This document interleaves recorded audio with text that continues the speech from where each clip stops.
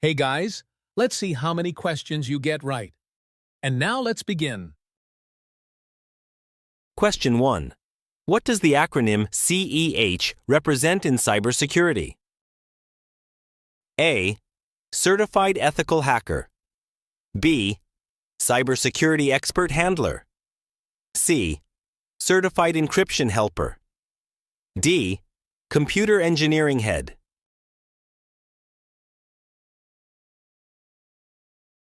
Correct answer A. Certified Ethical Hacker.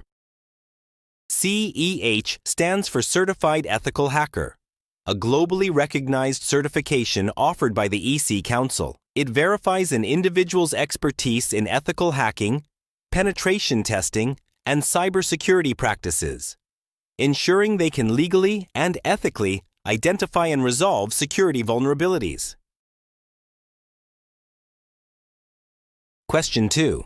What is a primary goal of ethical hacking? A. Develop security software that protects against breaches. B. Breach security systems and steal data for personal gain. C.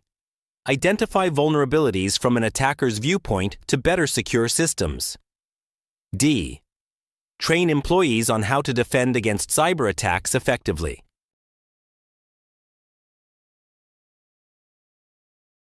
Correct answer C. Identify vulnerabilities from an attacker's viewpoint to better secure systems. Ethical hacking aims to proactively identify security vulnerabilities from an attacker's perspective, allowing security professionals to rectify these gaps before they can be exploited maliciously. Question 3. What is the primary function of a port scanner in network security? A. Increase the speed of the network. B. Encrypt data packets sent over the network. C. Detect open ports and services on a network host. D. Monitor data traffic between devices.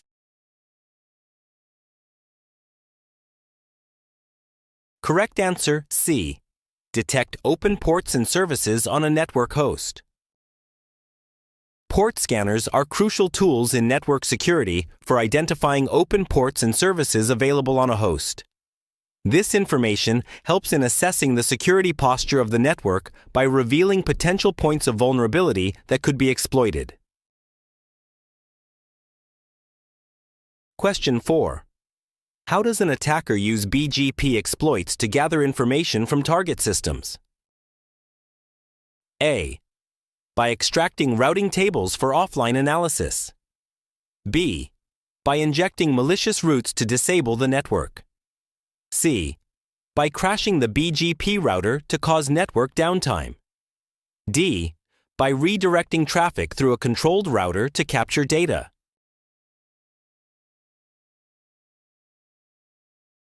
Correct answer D. By redirecting traffic through a controlled router to capture data. By exploiting vulnerabilities in the border gateway protocol, attackers can reroute traffic through a compromised or malicious router. This enables them to capture sensitive data passing through the network, allowing for analysis and potential exploitation. This attack method is commonly used for man-in-the-middle attacks. Question 5. What technique is primarily used to escalate privileges in a compromised system? A. Exploitation of system services. B. Configuring firewall settings. C. Creating admin accounts manually. D. Using social engineering techniques.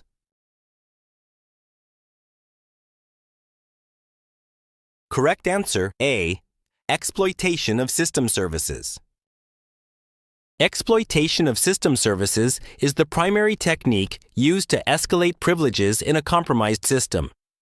Attackers can exploit known vulnerabilities in system software or services to gain higher access levels than initially available. By exploiting these weaknesses, attackers can elevate their privileges and gain deeper control over the system, enabling them to access sensitive resources and data. Question 6. Which malware type is specifically designed to replicate itself across a network without user interaction? A. A worm. B. A Trojan. C. A virus. D. A rootkit.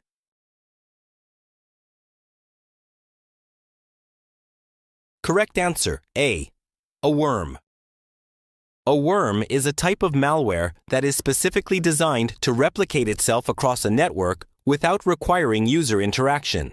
It can exploit vulnerabilities in software or network configurations to spread quickly from one system to another, often causing significant damage by overwhelming systems or networks. Unlike viruses, worms do not need a host program to execute and spread.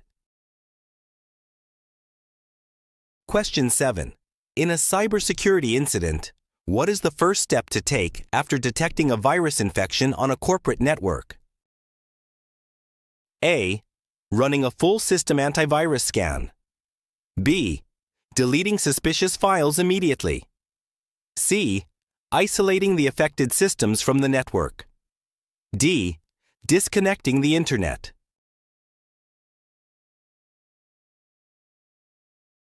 Correct answer C. Isolating the affected systems from the network. The first step is to isolate the affected systems from the network.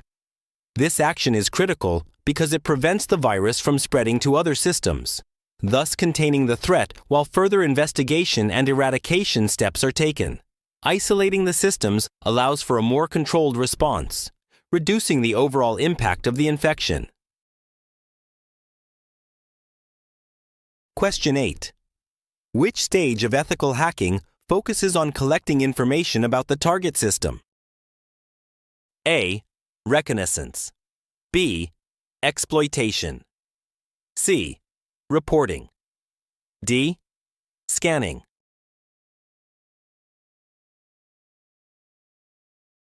Correct answer A. Reconnaissance.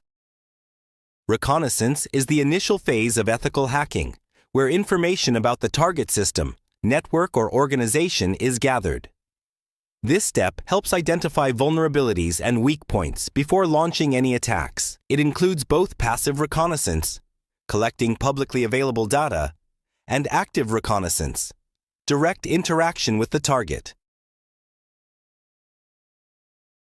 Question 9. What is the primary security concern when deploying IoT devices in a home automation network? A. Devices overheating due to poor management of computing resources. B.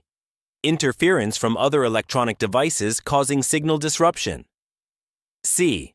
Lack of secure authentication and encryption mechanisms. D. Insufficient bandwidth to support multiple device connections.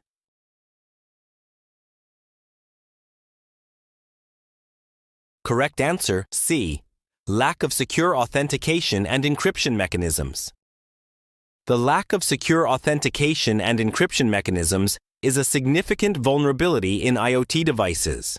Without these protections, devices are exposed to unauthorized access and data breaches, which is particularly concerning in a home automation network where multiple interconnected devices may transmit sensitive information. Question 10. Which technology is essential for protecting data in transit to and from the cloud? A. Application of web application firewalls. B. Secure sockets layer certificates for websites. C. Implementation of robust encryption protocols like TLS. D. Deployment of intrusion detection systems.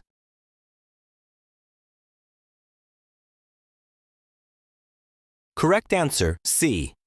Implementation of robust encryption protocols like TLS.